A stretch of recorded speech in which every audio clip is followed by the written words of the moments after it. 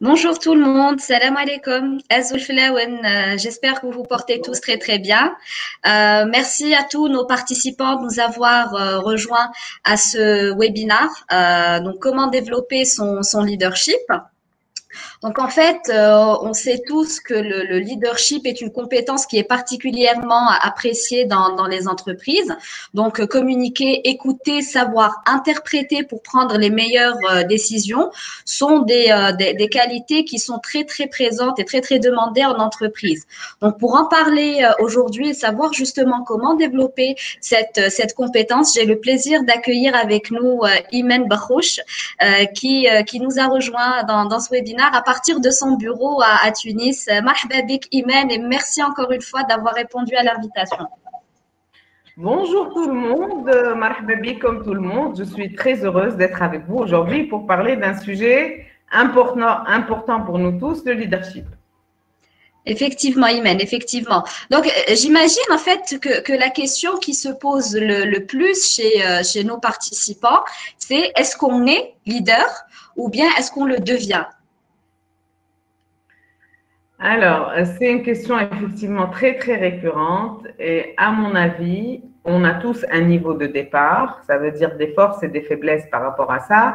Ce qui est certain, c'est que quel que soit notre niveau de départ, qu'il soit bas, moyen ou bon ou même excellent, nous pouvons toujours nous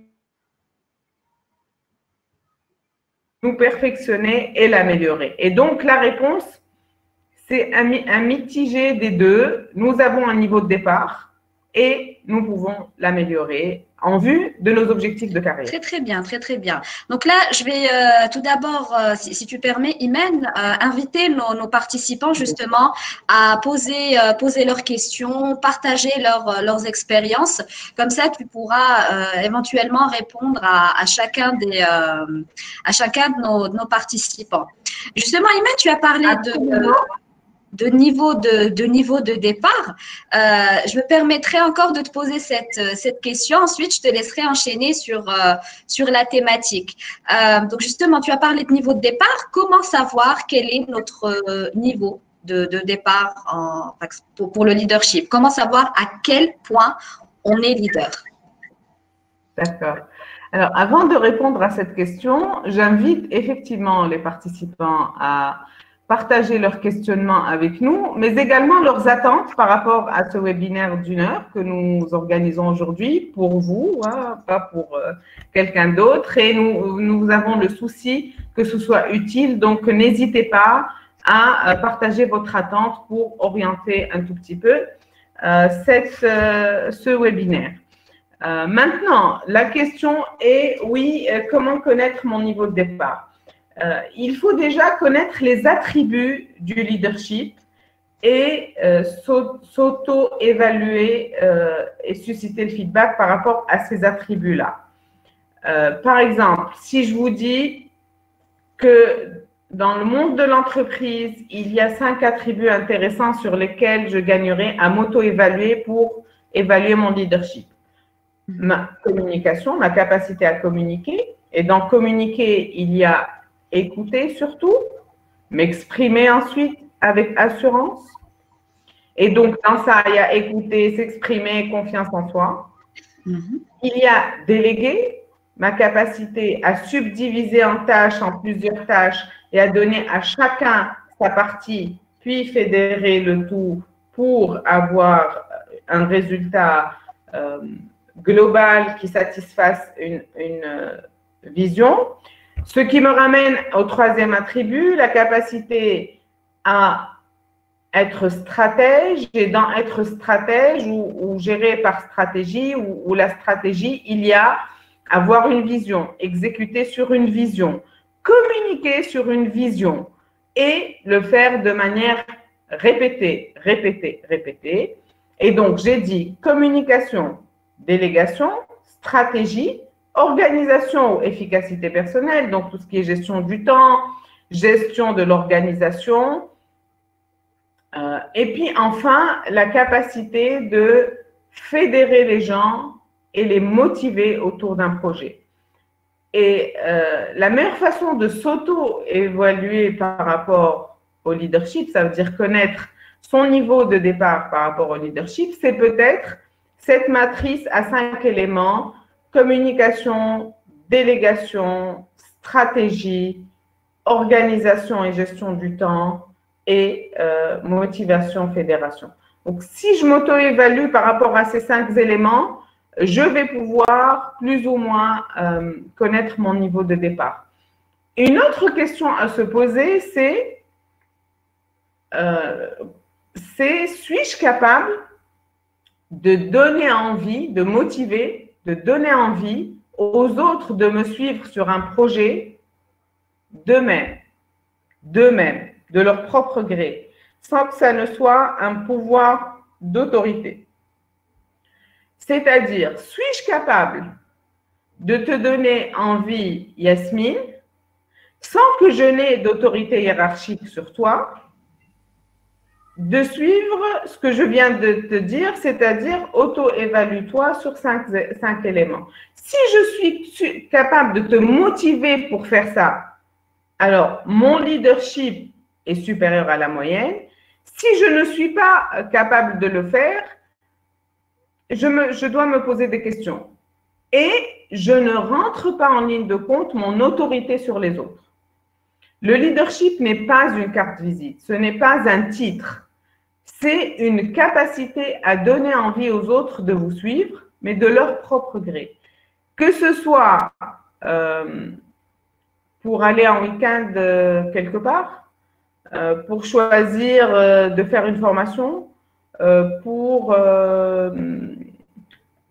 accepter de livrer un travail à une échéance serrée. Si je n'ai pas d'autorité sur toi, Yasmine, mais j'arrive quand même à te motiver pour me rendre un travail énorme pour ce soir, juste parce que c'est moi, en gros, alors j'ai du leadership. Alors, quelqu'un dit, est-ce que manager et leadership riment ensemble? Merci pour cette excellente question. Alors, le leadership est une capacité que tout manager gagnerait à développer. Mais on n'est pas obligé d'être manager pour avoir du leadership. Je prends un exemple.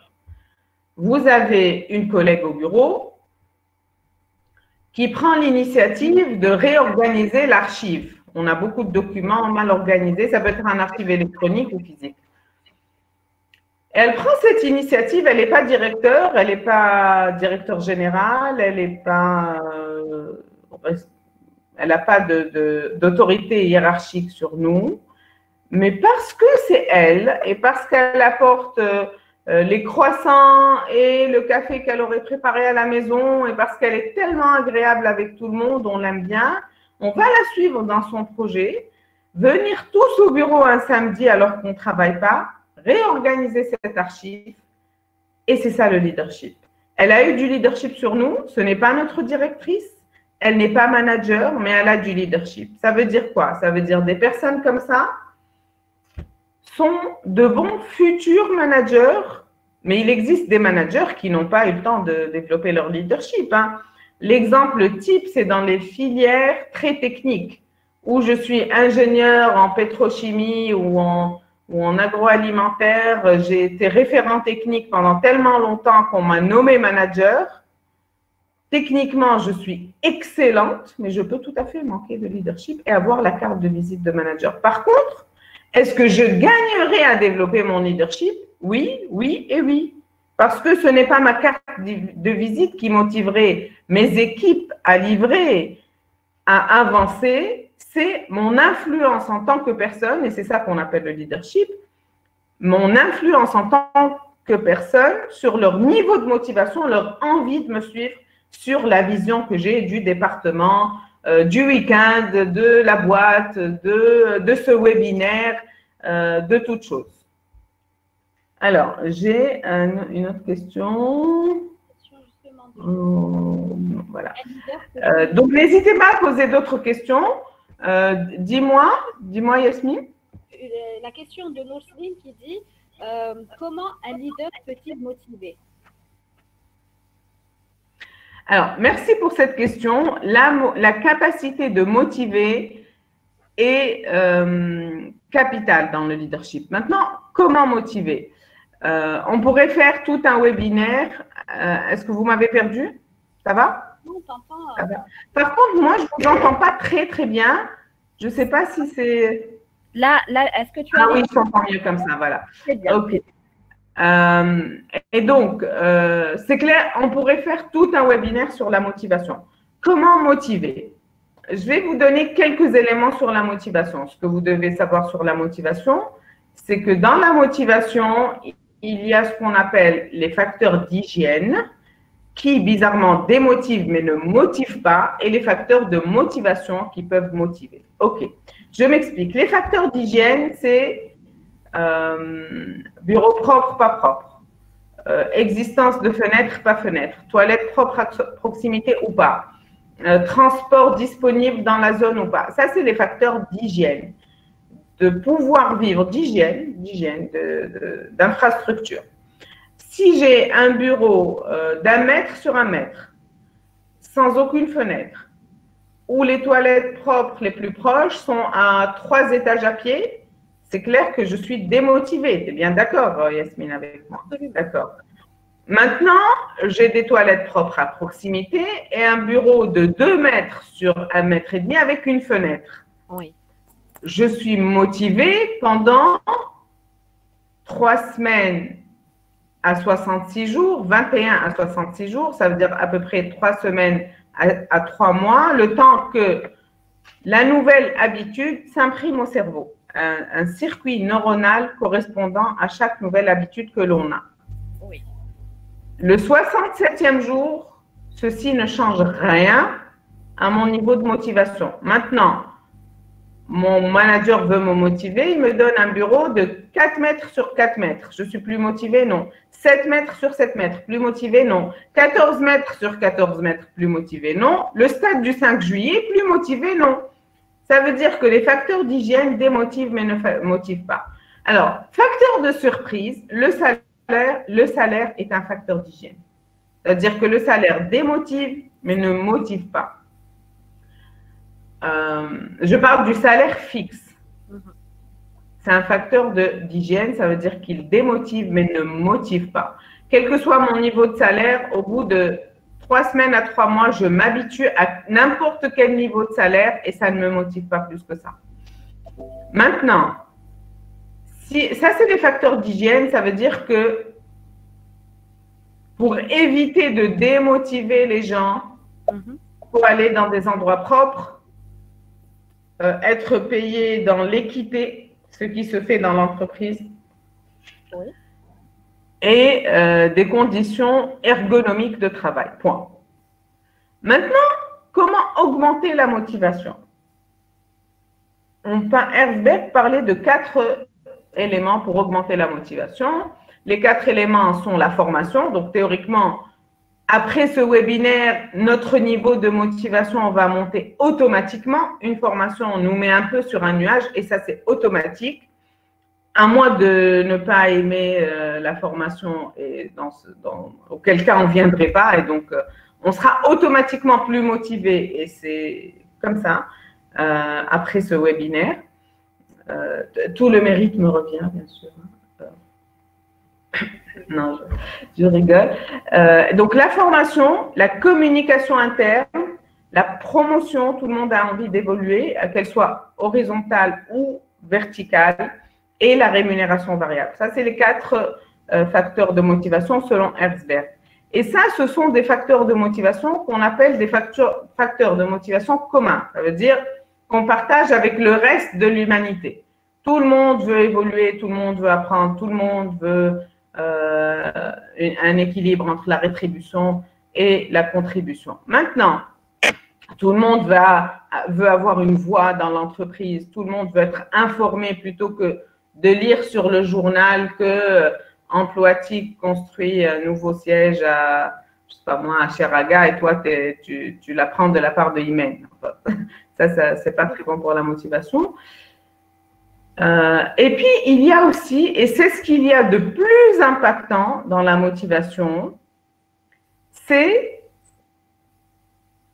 les facteurs de motivation individuels. individuelles. On vient de dire, il y en a 4 qui sont communs à tout le monde, que Yasmine et moi partageons. Mais il y en a qui sont individuelles. Yasmine peut être motivée au challenge et moi à la créativité. Et puis on a Mourad qui est, lui, motivé à la stabilité. Et puis Nour qui est motivé au, je sais pas moi, à la qualité de vie. Naoufel qui est motivé à l'équilibre vie privée, vie professionnelle. C'est-à-dire qui est motivé encore à autre chose. La capacité technique, par exemple. Et donc, les facteurs de motivation les plus impactants, les plus influents sont les facteurs spécifiques qui sont spécifiques à chacun d'entre nous. Et donc, le leader gagnerait à travers l'écoute, l'observation, la réceptivité, gagnerait à découvrir qu'est-ce qui fait bouger son équipe et à chacun sa motivation. Et c'est ça le plus impactant en termes de motivation. J'espère avoir répondu à la question de la motivation. Il y a Mourad qui dit « La compétence n'est-elle pas un préalable au leadership ? Surtout que la gestion administrative n'est pas le leadership. » Alors oui, absolument, la gestion administrative n'est absolument pas le leadership. Ça n'a rien à voir. Si je signe des fiches de paye, je fais pointer mes employés, je suis hiérarchiquement sur un organigramme, leur chef hiérarchique, ça ne fait pas de moi un leader, loin de là. Et la question, c'est la compétence n'est-elle pas un préalable au leadership? Alors, moi, je dirais que c'est la confiance qui est un préalable au leadership. Et dans confiance, il y a la confiance mutuelle, mais aussi la confiance en soi. Et c'est clair que la confiance en soi, elle est plus élevée si je suis compétente. On est bien d'accord. Ceci dit, le ministre de la Santé n'a pas besoin d'avoir été infirmier. Le ministre de la Défense n'a pas besoin d'avoir été, je ne sais pas moi, colonel dans l'armée. Un directeur général d'une entreprise de bâtiment peut ne pas avoir été un maçon, mais il est censé pouvoir motiver chaque maçon et chaque peintre et chaque membre de l'équipe RH et chaque financier dans son entreprise pour arriver à un objectif. Et là, je reviens à cette notion de l'objectif et de la vision. Si moi, par exemple, je suis ingénieur en informatique. Au quotidien, je travaille avec des managers pour les motiver à être des leaders au travail. A priori, ce n'est pas ma formation de base. Mais comment je m'y prends? J'ai une vision claire de ce que c'est qu'un leader, que j'explique d'une manière passionnée, d'une manière concrète. Je fédère les gens autour de mes groupes de formation. Je les suis individuellement. Je les écoute un à un.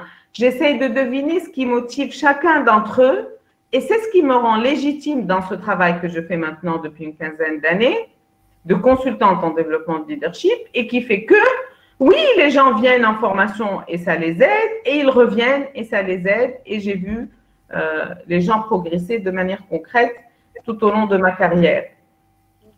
Et donc, compétences techniques, pas forcément, sauf si ça entrave sa confiance en lui, en soi, là oui. Et compétences en termes de expliquer la vision, c'est ça le leadership. Te motiver pour arriver à cette vision. Clarifier, communiquer sur cette vision, écouter tes objections. Et c'est ça le leadership. Ce n'est pas tellement être capable de fabriquer ce…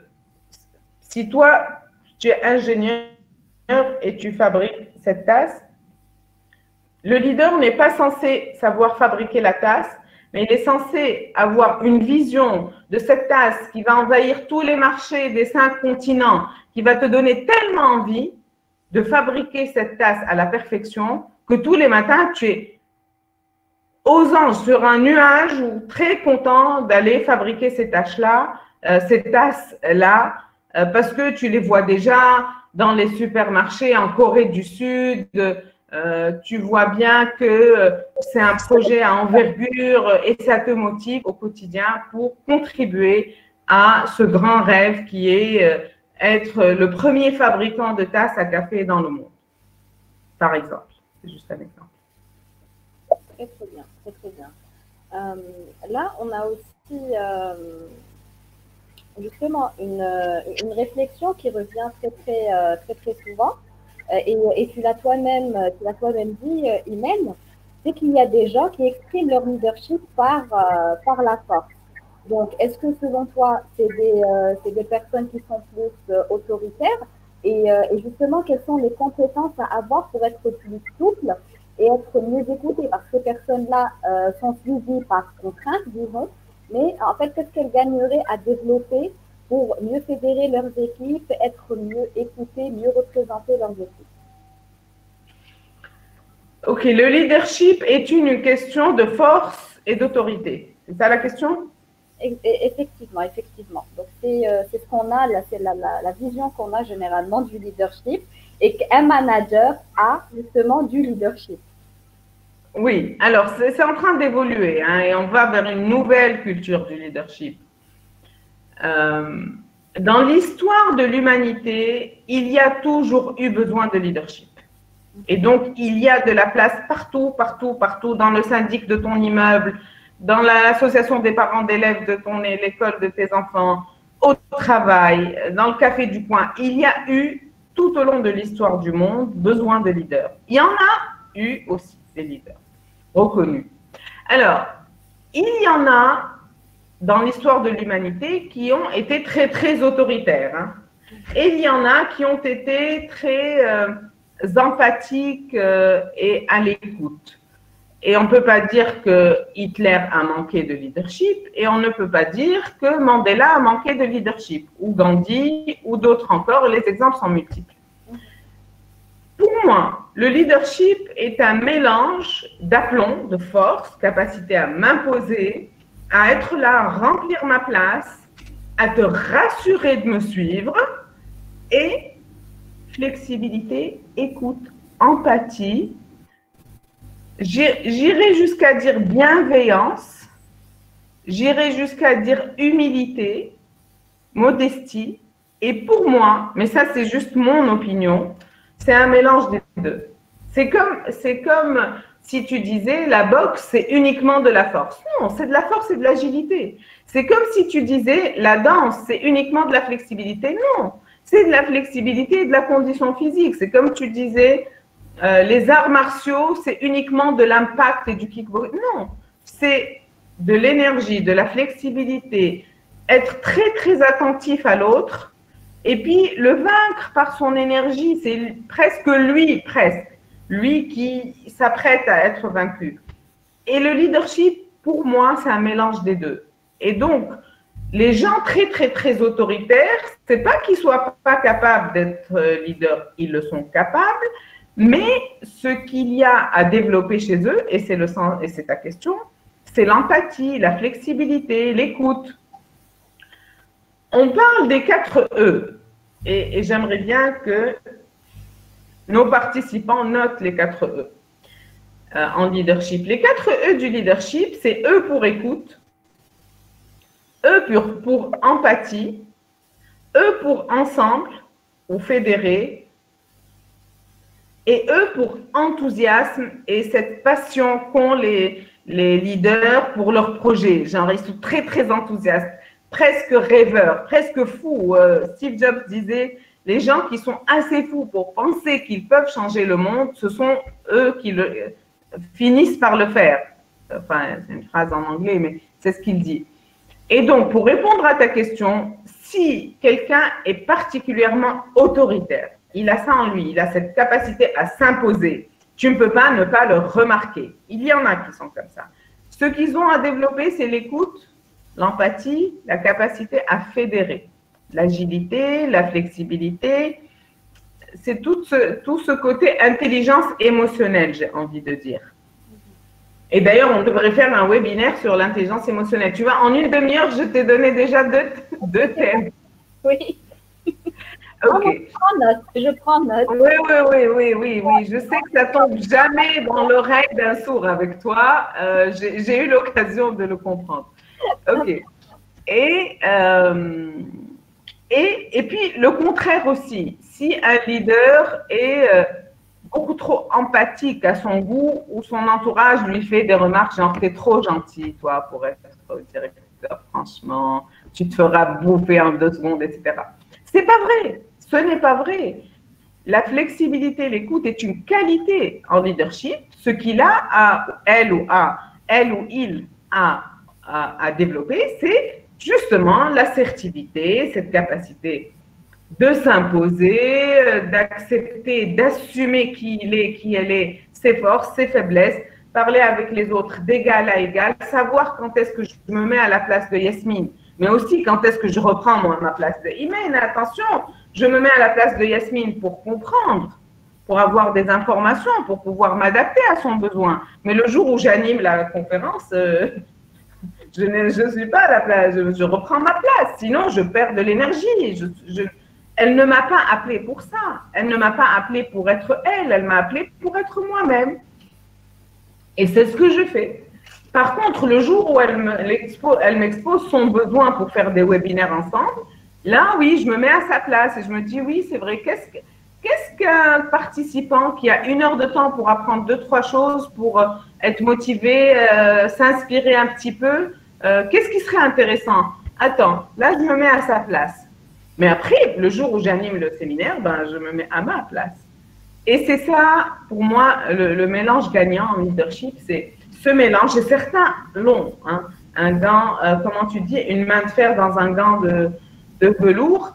Je ne sais pas pourquoi je pense à Barack Obama, mais il y en a qui l'ont. Hein, quand tu prends Mandela, par exemple, ou Gandhi, qui ont su faire face, tenir tête des années et des années, mais aussi être très à l'écoute, flexible, empathique comme ça, dans le pardon, dans la construction. Moi, je pense que ça, c'est très intéressant. Le mélange des deux est très intéressant. Et ce n'est pas un jeu d'acteur. Hein. Je ne parle pas de fais semblant d'être gentil pour avoir ce que tu veux et fais semblant d'être méchant. Je ne parle pas de ça. Je parle de capacité, pas de jeu d'acteur. Capacité. Ça veut dire, c'est comme la capacité à lire l'anglais et à écrire le français. C'est une capacité, c'est quelque chose que tu as appris. Pareil pour ce dont je parle. Effectivement. Donc là, il y a Saïd Yahyaoui qui nous dit donc la zone de confort est impactée pour développer les 4 E du leadership. Si la zone de confort n'est pas impactée en écoutant tout ça, c'est que, cher Saïd, tu n'as rien à faire dans ce webinaire et tu gagnerais à aller leader tes équipes pour atteindre tes objectifs et ta vision et c'est bon, tu n'as rien à développer. Pour le reste d'entre nous, oui, on doit sortir de sa zone de confort pour développer les 4 E parce que certains d'entre nous sont très naturellement à l'écoute. Certains d'entre nous sont très mal à l'aise avec l'écoute. Moi, je sais que j'ai appris à écouter, mais à la dure. Hein.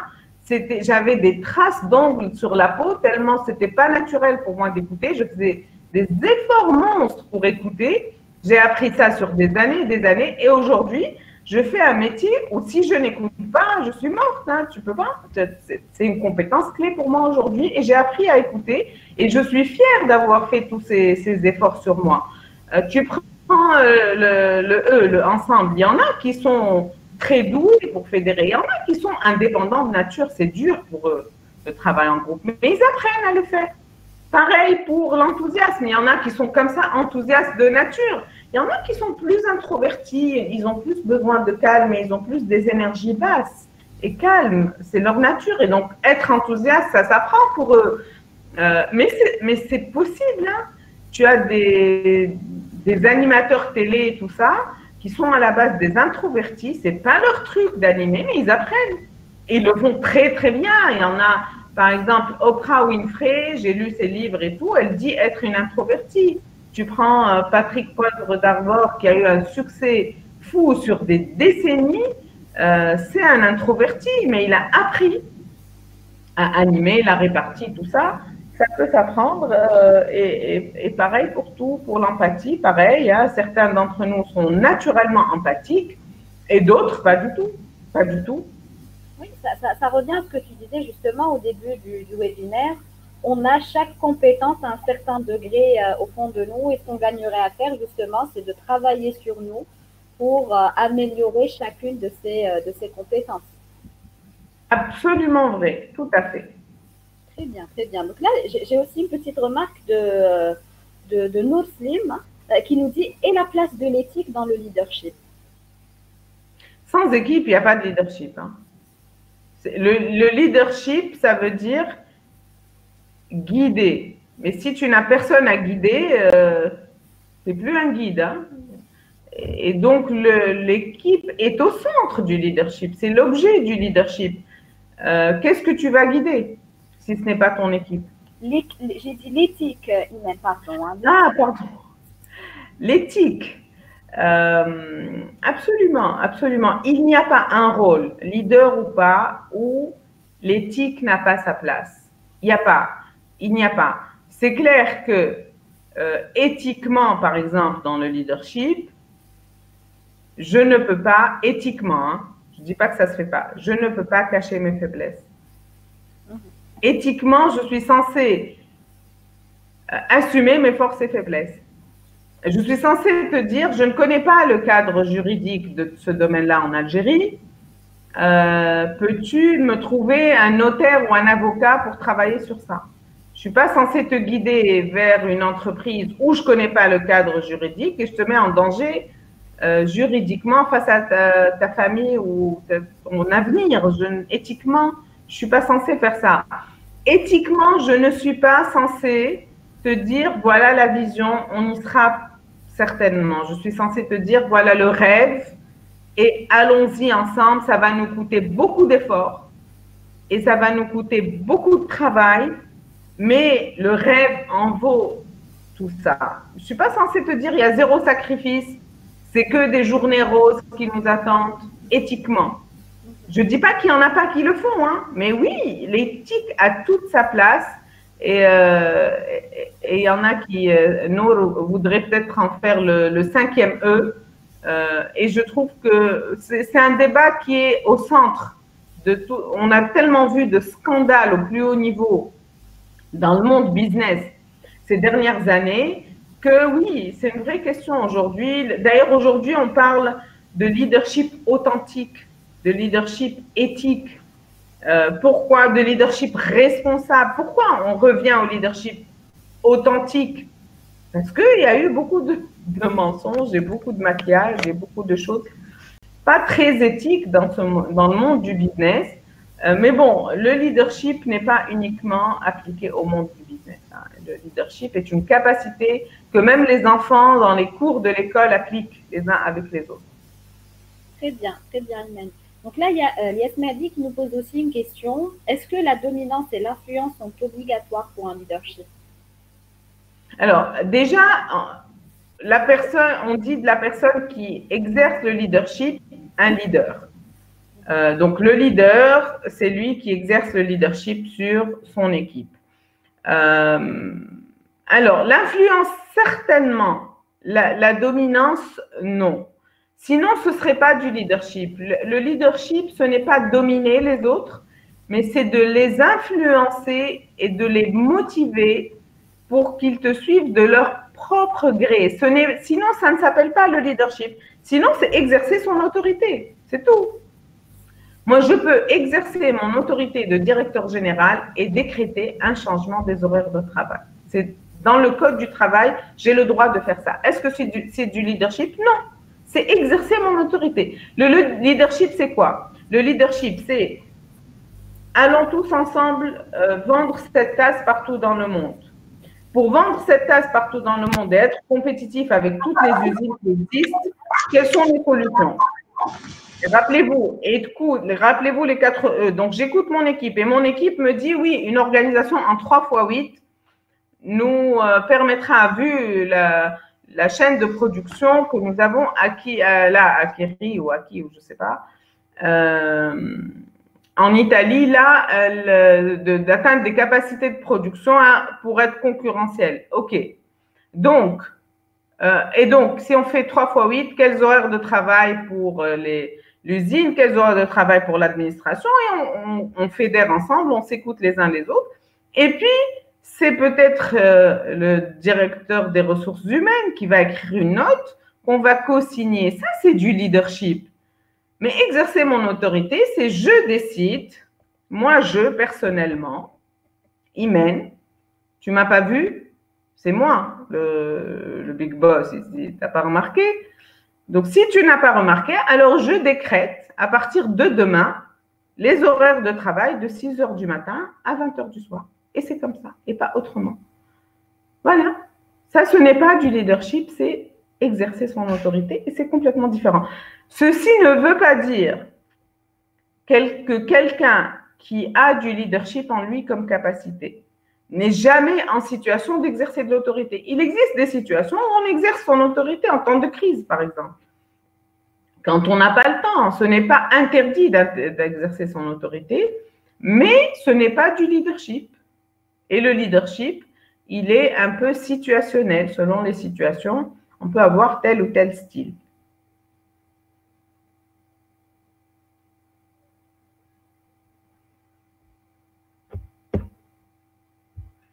Alors, il y a encore une question.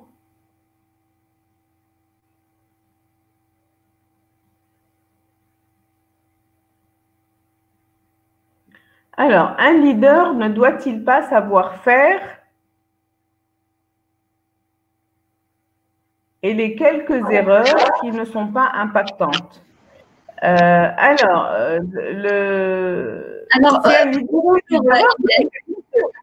Pardon? Désolée, j'ai eu une coupure de connexion. Il n'y a aucun souci. On avait continué. Donc, un leader ne doit-il pas savoir faire et fait quelques erreurs qui ne sont pas impactantes? Alors, est-ce qu'un leader n'est jamais censé faire d'erreurs? Non, pas du tout. Pas du tout. Le leader peut faire des erreurs. Au contraire, ça humanise que le leader fasse des erreurs aussi. Justement, il dit, un adage en arabe stipule 19 حسن الخلق في التغافل. C'est ça. Donc, oui, je ne suis pas sûre de comprendre. Je ne sais pas si Morad peut éclaircir sa question. Moi, je pense avoir compris. Après, je parle sous le contrôle de Morad. Je pense que ce qu'il voulait dire, c'est quand quelqu'un fait une erreur, un leader est censé ne pas le réprimander en public. Est-ce que c'est ça? Je pense, exact. Il dit exact. Alors, la règle est la suivante. Merci Mourad pour cette question. La règle est la suivante. Toujours remercier en public et réprimander en privé. Tu ne peux pas ne pas réprimander. Pourquoi? Parce que si je travaille pour toi, Mourad, et que je ne sais pas si je fais bien, mal mon travail, et que je continue comme ça pendant une année, ça me démotive. Tu es censé me dire, tu es censé me faire un feedback pour me faire progresser. Alors, mais ce feedback, s'il te plaît, s'il est négatif, fais-le-moi en privé. Et s'il est positif, fais-le-moi en public. C'est ça la règle. Sans exagérer. Ça veut dire, si je fais partie de l'équipe de Yasmine, et Yasmine, elle est tout le temps là en train de me remercier en public. Et pas mes collègues. Et puis encore une fois, et encore, elle en rajoute une couche, et encore. Et les gens vont se dire, bon, on vous laisse seul ou on n'existe pas, c'est quoi? Et donc, la règle par rapport à ça, c'est ce n'est pas taraful, ce n'est pas ignorer les erreurs, mais faire le feedback négatif en privé et le feedback positif en public.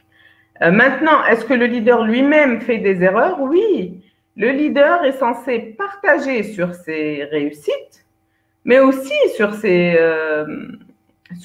échecs, parce que ça l'humanise. Moi, si je n'ai aucun échec à partager avec toi, au bout d'un temps, je vais te foutre le complexe.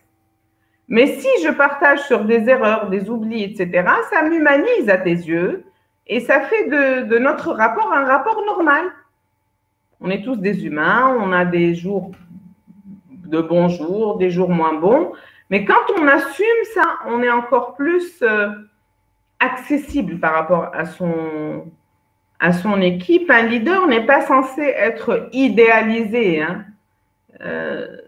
L'idée, c'est pas de faire de soi une figure d'idolâtrie, une figure idéalisée, pas du tout. On reste humain, accessible, sauf que on apprend de nos échecs. La différence, c'est que les leaders, apprennent de leurs échecs.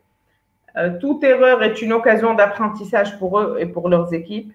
Et le leader importe le stress et les problèmes, mais exporte l'énergie et la motivation. Et c'est peut-être ça qui différencie le mental du leader du mental de quelqu'un d'autre qui va exagérer le stress, exagérer les problèmes, trouver un problème à chaque solution. Le leader est dans j'allais dire la positivité, dans exporter la motivation et l'énergie plutôt que exporter le stress et les problèmes. Même s'il y en a, hein, de toute façon, les problèmes ne vont jamais cesser d'exister et ça, je pense que la vie vous l'a déjà appris. Hein. Je n'ai pas besoin de vous le dire. Il y aura toujours des problèmes. C'est mon immunité à la gestion des problèmes qui augmente. Ce n'est pas les problèmes en eux-mêmes. Très bien, très bien. Là, j'ai une question de Samani Mourad. Yasmine, j'entends rien. Là, est-ce que tu m'entends, Imen? Oui, je t'entends, oui. Très bien. Alors, il y a Samani Mourad qui nous dit la place du leadership dans les entreprises en Algérie. Il met un point d'interrogation. Je crois que nous avons tendance à nourrir le management directif que le leadership. Alors, le management directif, on l'a hérité. On l'a hérité. Pourquoi? Parce que nous avons été pendant très, très longtemps des sociétés patriarcales, organisées comme ça, avec les avantages et les inconvénients de ce système. Mais c'est un système qui a marché, qui est en nous, que nous avons hérité, qui est là, c'est un état de fait. Les employés, et je dis bien les employés, pas uniquement les chefs d'entreprise. Dans employés, je mets les directeurs aussi. On reproduit ce modèle de famille dans le business. Autre chose, le business en lui-même a hérité ses premières organisations quand il y a eu la révolution industrielle, etc. De qui? De l'armée. Fortement hiérarchisé, fortement patriarcal. OK.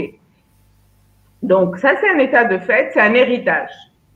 Maintenant, qu'est-ce que je fais avec cet héritage? C'est ça la question qu'on est en train de se poser.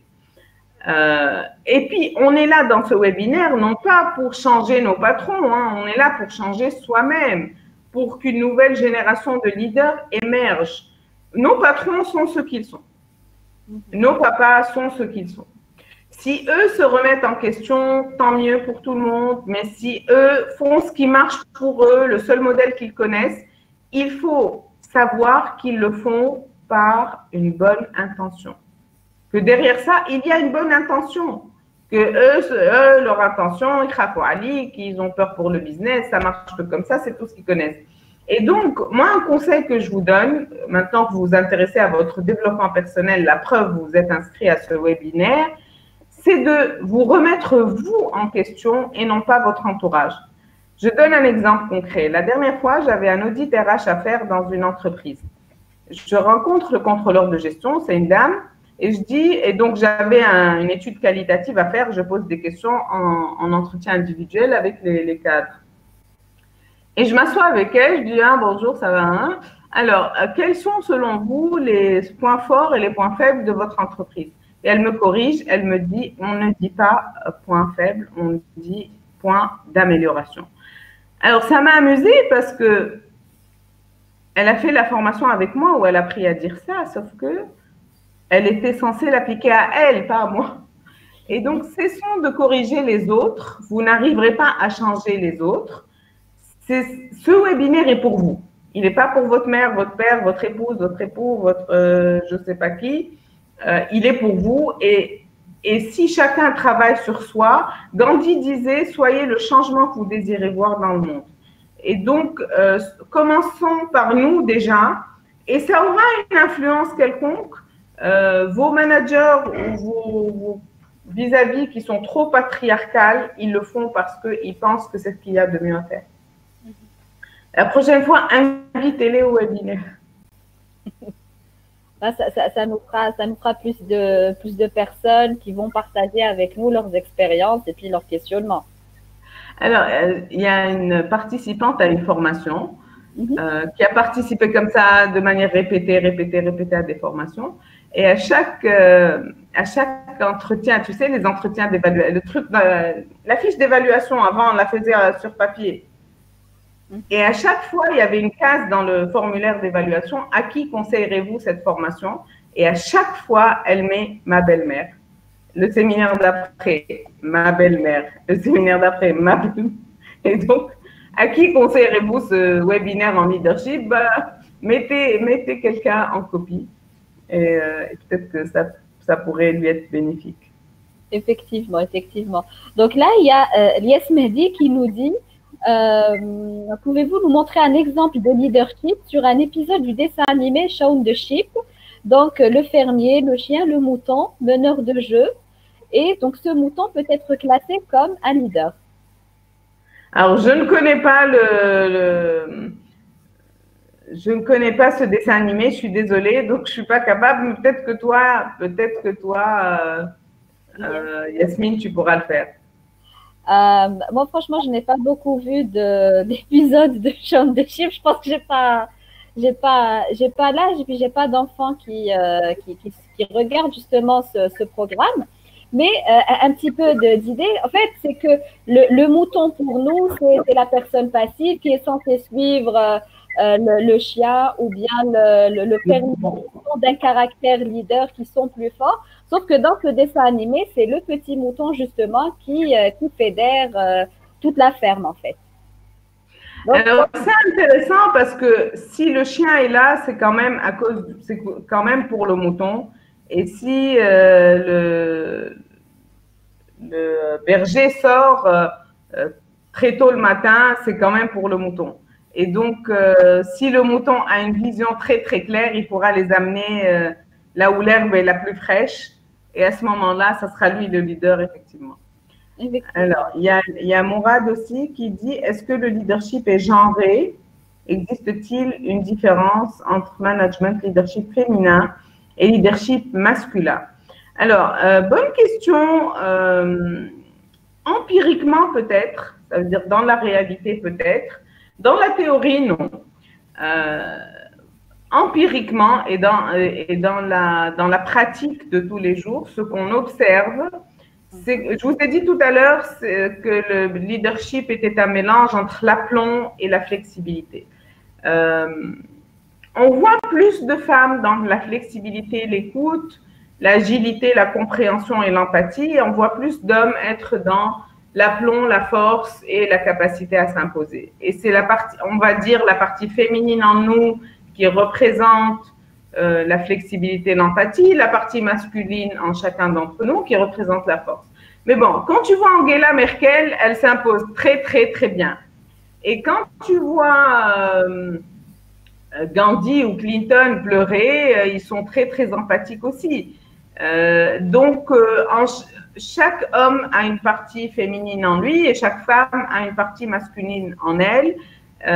Et c'est ce mélange, je pense, des deux genres qui peut faire la force du leadership, à mon avis. Très bien, Imen. Là, je ne sais pas s'il y a d'autres participants qui ont des questions. Donc, Mourad te remercie déjà de ta réponse. Là, je vois qu'il y a Slamani Mourad aussi qui est en train de rédiger une question. Une question. Alors, entre-temps, j'aimerais partager avec vous un slide. Est-ce que tout le monde voit ce slide? Moi, je ne vois pas, Imen. Les 4 grandes règles. OK. Alors, je vais essayer de le faire. Partager.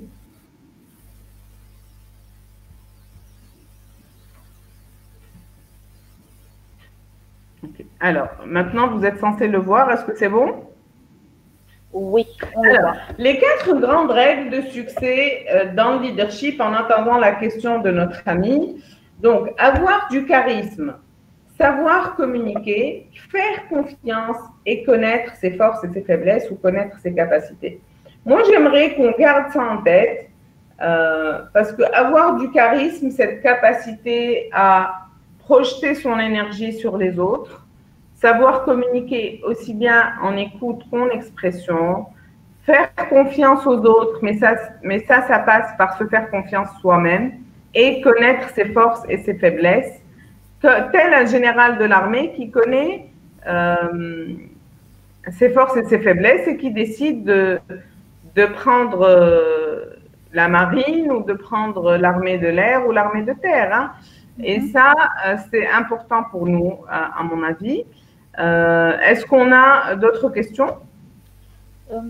Je vois qu'il y a toujours Mourad Slamani qui est en train d'écrire. D'accord. Voilà, donc on attend leur réaction. Très bien. Finalement, on a fait une séance questions-réponses comme je l'avais suggéré au tout départ. Hein. On s'est retrouvés dans ça en final. Effectivement, je pense que je pense que ça atteint beaucoup plus les participants de répondre directement. Ah, oui, oui, c'est plus utile, c'est clair. Alors, comment développer du leadership dans un milieu directif? Alors, j'aime bien cette question. Pourquoi j'aime bien cette question? Parce qu'elle s'applique sur un très, très grand nombre d'entre nous. Je vais donner 2-3 idées et je vais laisser aussi les participants donner des idées et Yasmine également si tu en as. Ouais. Pour moi, définir des objectifs, partager sur la façon d'atteindre ces objectifs-là, prendre des initiatives peut être une façon de développer son leadership en milieu directif. Ça veut dire quoi? Ça veut dire que si dans le milieu dans lequel j'évolue, c'est de haut en bas, c'est des décisions qui nous viennent de haut, comme ça a été fait pendant des décennies et des décennies. Si je prends l'initiative de réorganiser l'archive, à mon avis, personne ne me dira pourquoi tu es si bien organisé. Si je prends l'initiative de former, et c'est ce que j'ai fait pendant des années, hein, de former mon équipe dans mon bureau avec les moyens du bord, en achetant moi-même les petits fours. Alors, pour l'anecdote, je vous raconte, j'avais un gardien en bas de l'immeuble où je travaillais, et mon bureau, alors comment? Ah, voilà. J'avais laissé des petits fours dans mon bureau et organisé la formation dans une salle de réunion. Et je lui dis, s'il te plaît, est-ce que tu peux nous chercher les petits fours? Il va dans mon bureau et il me ramène le micro-ondes. C'est un petit four. Donc, il a ramené le four à micro-ondes. J'ai trouvé ça très, très mignon. Et donc, je vous disais, formez vos équipes ou vos collègues sur un sujet. Personne ne vous dira non, non, non, pourquoi tu formes les gens. Partager un article ou partager un livre, personne ne te dira non, pourquoi tu fais ça. Prendre des petites initiatives, ne serait-ce que pour que ce soit plus propre, ou plus organisé, ou pour faire un covoiturage pour que les gens qui habitent loin ne soient pas en retard, ou organiser des taxis collectifs, etc. Des petites initiatives comme ça vont vous entraîner au leadership et vont vous positionner aux yeux des autres, y compris les directeurs directifs, comme une personne ressource, pas une personne poids, limitante, une personne ressource, ça veut dire une personne à valeur ajoutée. Et c'est ça un leader finalement. Un leader, c'est quelqu'un qui apporte quelque chose et qui nous donne envie de le suivre dans cette chose. Et donc, à mon avis, la prise d'initiative, l'organisation, être au service des autres peut vous aider à développer votre leadership, même dans un milieu directif. Très bien. Donc là, on a… Alors, comment mesurer le succès du leadership? C'est très, très simple. Le leadership, c'est motiver les autres pour aller vers une vision. Est-ce qu'on a atteint cette vision? Est-ce qu'on a atteint l'objectif? C'est la meilleure façon de mesurer le leadership. Ça veut dire, Si on se fixe comme objectif aujourd'hui que chacun sort avec 2 choses qu'il a apprises, une chose qu'il a appliquée, et que effectivement chacun sort d'ici avec 2 choses apprises, une chose à appliquer, c'est bon, on a fait du bon leadership puisqu'on a atteint l'objectif. Très bien.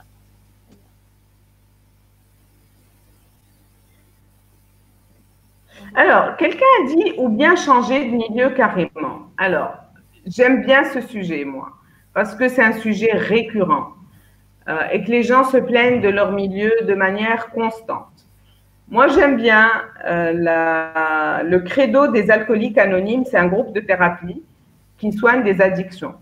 Et ce credo-là, c'est un doua, c'est une prière qui dit « Dieu, donne-moi la force de changer ce que je peux changer, la sagesse d'accepter ce que je ne peux pas changer et le courage de quitter ce que je ne peux pas accepter. » Et je pense que ça, c'est de la pure sagesse. Ça veut dire que si réellement c'est inacceptable, oui, je quitte.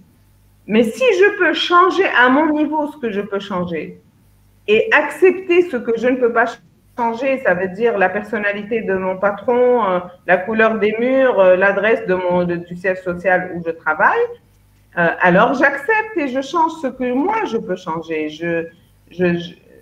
J'agis sur les effets de levier que je maîtrise et j'accepte le reste. Si c'est inacceptable, alors là, maintenant, je quitte. Pas je quitte juste parce que c'est directif et que c'est pas à la mode d'être directif. Très bien. Donc là, comment gérer les égos? Surtout face à des appréhensions de perception faussée. Alors, déjà, il y a 2 informations. L'ego attire l'ego. L'authenticité attire l'authenticité, le masque invite le masque, la gentillesse invite la gentillesse et la malveillance invite la malveillance. Donc, une des façons de déjouer les égos, c'est de déjouer son propre ego déjà. Bon, première chose, ça veut dire que si j'étais là, moi, depuis tout à l'heure, à essayer de vous impressionner, etc., tout le monde serait là à essayer de nous impressionner. Mais si je suis là en train de réellement comprendre le besoin de chacun, tout le monde serait là à réellement essayer de comprendre c'est quoi le leadership. On a toujours le miroir de ce qu'on projette. Une chose. Deuxième chose qui peut aider, c'est de découvrir les styles de personnalité. Et ça, c'est un vrai sujet de formation pour nous tous. Et ça nous aide à gérer les personnes difficiles ou les personnes avec lesquelles on a du mal à comprendre, à s'entendre et à les comprendre. Ça aussi, c'est un sujet que je retiens, Imen. Oui. Tu vas, sur ma carte de visite, je vais mettre webinariste dédié en esclavage chez Emploitique. Alors, en 2021, je suis webinariste dédié à Emploitique. Voilà, c'est juste 6 mois d'esclavage. Après, je suis libérée. C'est avec plaisir, vraiment. Alors, on parle d'objectifs. Alors, tous les moyens sont bons. J'aime bien cette question. Est-ce que tous les moyens sont bons? Non, tous les moyens ne sont pas bons. Sauf que si ces moyens impliquent la motivation des gens, les efforts des gens et que pour atteindre l'objectif, tout le monde est convaincu et motivé pour y aller, pourquoi pas? Absolument. Je pense que ça a répondu à la question de Mustapha. Oui, moi je comprends un peu le background de ce genre de questions parce que il y en a dans le paysage de l'entreprise, avec tous mes respects des équipes de vente, mais quelquefois dans le front office, plus que dans le back office, une tendance à se braquer sur l'objectif et oublier le qualitatif. Et du coup, ça fait réagir, comme pour chaque action, il y a une réaction, ça fait réagir un peu les gens qui aiment la qualité et le travail bien fait pour dire, oh là là, vous, pour atteindre vos objectifs, vous oubliez la qualité, vous oubliez le repos des équipes. Il ne s'agit pas d'oublier la qualité, il s'agit d'avoir une vision claire. Et une vision claire, elle impacte ou elle clarifie les 4 M. C'est le marché, quel objectif commercial, bien sûr, il faut bien vendre pour manger et pour vivre. pour nourrir le pipe financier de l'entreprise. Il y a l'axe, le deuxième M qui est machine, donc la qualité. Il y a M pour men, les ressources humaines, leur repos, leur congé, leur formation, leur promotion, leur carrière. Et M pour money, argent, l'axe financier pour que ce soit rentable, pour qu'on reste dans des indicateurs financiers acceptables. Et si c'est déséquilibré, par exemple, que la vente au détriment de la qualité, c'est pas bon. Mais si c'est que de la qualité au détriment des quantités, c'est pas bon. Et si c'est que de ressources humaines au détriment de la rentabilité, c'est pas bon non plus. Il faut que ça s'équilibre. Et c'est ça, on appelle ça d'ailleurs les 4 M de la performance. Sinon, je suis pas performante. Sinon, je n'atteins pas l'objectif. Un objectif est censé être pondéré aux 4 M. Dimension ressources humaines, dimension qualité, dimension financière et rentabilité, et dimension chiffre d'affaires et vente, marché. Tout à fait. Donc, on se retrouve avec un cours de business au final, de gestion. Oui, absolument, absolument. Donc là, je vois qu'il n'y a pratiquement plus de questions, Imen. Voilà, donc je te remercie infiniment, Imen, toujours de ta disponibilité. Ah, si, il y a une dernière question de Slamani Morad qui te demande des exemples du leadership chez nous en Algérie. Alors, on voit beaucoup de leadership dans la société civile, dans les associations, dans les villages qui, par un mouvement citoyen, se mettent à raviver des rites ou nettoyer la place ou repeindre la petite mosquée qui tombait en ruine. Ça, c'est du leadership. Et ça fait vraiment dans les métiers qui se perdent. Par exemple, tu as, je sais pas, un club de plongée qui tombe en ruine et tu as une plongeuse qui prend les rênes et qui rouvre les cours de plongée et qui fait une collecte pour le matériel et qui prend les enfants de la rue qui étaient tentés par la drogue et tout et en fait comme ça des moniteurs de plongée, ça change leur vie. Ça, c'est du leadership. Quand tu as dans le privé aussi, pendant des années, personne n'investissait et que tu as 2, 3, 4 hommes d'affaires qui investissent, on peut leur en vouloir. Je sais que beaucoup d'hommes d'affaires sont controversés en Algérie, mais ils ont quand même le mérite d'avoir pris l'initiative, d'avoir employé beaucoup de monde, d'avoir créé une émulation, un vibe, aimer le travail. Je sais pas, moi, par exemple, une boîte comme Emploitique, par exemple, c'est du leadership. Après tout, créer un site pour équilibrer la demande et l'offre, créer une plateforme digitale pour équilibrer entre les offres et les demandes de travail. Même si Emploitique fait je ne sais pas moi, a l'impression du moins de faire un goutte dans l'océan. C'est clair que c'est très déséquilibré. Il y a beaucoup plus de demandes que d'offres. Et donc, c'est clair qu'il y a un sentiment de frustration de ne pas pouvoir répondre à toutes ces demandes-là. Est-ce que certains demandeurs frustrés vont dire « Ah, mais vous, c'est pas ça ». Mais c'est du leadership. Emploitique ne va pas faire l'unanimité, c'est pas possible, mais elle a pris l'initiative. Et derrière ça, il y a des fondateurs qui ont une vision, qui ont donné envie à toute une équipe, qui a donné envie à des demandeurs d'emploi de s'inscrire, de venir, etc. Et c'est ça le leadership. Et en Algérie, il y a beaucoup, beaucoup de leadership. Et s'il n'y en avait pas, on n'aurait rien fait de tout ce qu'on fait. Tout ce qu'on fait au quotidien, c'est grâce à des leaders anonymes quelquefois, qu'on n'a jamais rencontrés, qui ont fait émerger cette initiative, puis cette initiative. Les mouvements de nettoyage des universités qu'on a vus, rappelez-vous, la fac de médecine, puis la fac centrale, puis vous vous rappelez de ça? Oui. Ça, c'est du leadership. Des jeunes filles, des jeunes garçons, ils auraient pu utiliser ce temps pour dormir ou pour faire des petits boulots finalement et se faire de l'argent.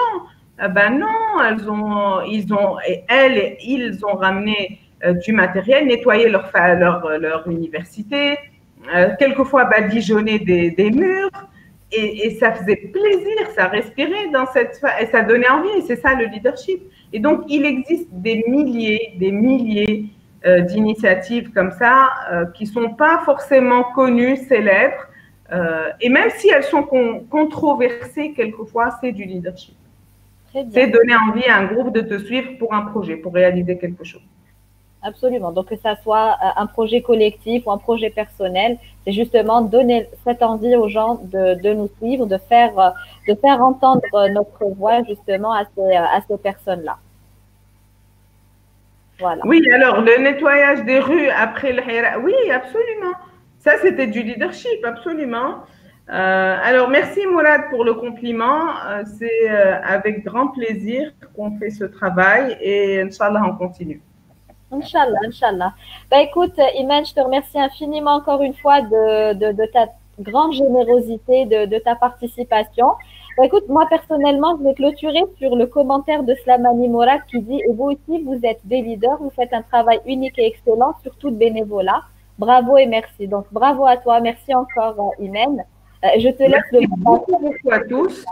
Merci pour votre participation engagée et active et à une prochaine fois, Inch'Allah. Inch'Allah, Inch'Allah. À très, très bientôt à tous nos participants pour un prochain webinaire et surtout avec toi, Iman. Yatek Saha. Avec grand plaisir. Yatek comme ça. Au revoir à tous. Bon week-end.